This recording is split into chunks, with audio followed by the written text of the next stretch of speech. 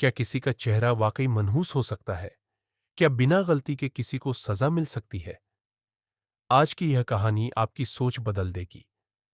अंत तक जरूर सुनिए। एक राज्य में एक बहुत ही साधारण सा व्यक्ति रहता था।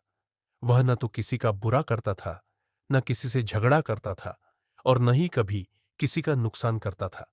लेकिन दुर्भाग्य से लोगों में यह बात फैल गई थी कि उसका चेहरा मनहूस है। लोग मानने लगे थे कि अगर सुबह उसका चेहरा दिख जाए तो दिन खराब हो जाता है, काम बिगड़ जाते हैं और कोई न कोई अनहोनी हो जाती है। बिना सच्चाई जाने, बिना जांच किए लोगों ने उसे दोषी मान लिया। धीरे धीरे यह बात राजा तक पहुंच गई। राजा ने सोचा, सिर्फ अंधविश्वास के कारण किसी को दोषी ठहराना ठीक नहीं है। पहले मुझे खुद सच्चाई जाननी चाहिए। राजा ने उस व्यक्ति को महल बुलवाया और कुछ दिनों तक वहीं रहने का आदेश दिया। एक दिन राजा ने फैसला किया कि वह सुबह सबसे पहले उसी व्यक्ति का चेहरा देखेगा। उस सुबह किसी कारण से राजा बहुत व्यस्त हो गया।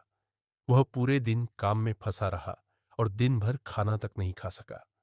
शाम होते होते राजा ने सोचा, आज मैंने सबसे पहले उसी व्यक्ति का चेहरा देखा था और आज मुझे खाना भी नहीं मिला। इसका मतलब उसका चेहरा सच में मनहूस है। गुस्से और भ्रम में आकर राजा ने जल्लाद को बुलाया और उस निर्दोष व्यक्ति को मृत्युदंड देने का आदेश दे दिया। जब मंत्री को यह बात पता चली तो वह हैरान रह गया। उसने हिम्मत करके राजा से पूछा, महाराज, इस व्यक्ति का अपराध क्या है? राजा बोला, आज सुबह सबसे पहले मैंने इसका चेहरा देखा और मुझे दिन भर भोजन नहीं मिला। इससे बड़ा सबूत और क्या चाहिए? मंत्री ने विनम्रता से कहा, महाराज, क्षमा करें। आज सुबह सबसे पहले इस व्यक्ति ने भी आपका ही चेहरा देखा था। आपको तो सिर्फ भोजन नहीं मिला, लेकिन आपके चेहरे को देखकर इसे मौत की सजा मिल रही है। अब आप ही बताइए, असल में मनहूस कौन है? यह सुनकर राजा चुप हो गया। वह स्तब्ध रह गया। उसने कभी इस तरह से सोचा ही नहीं था।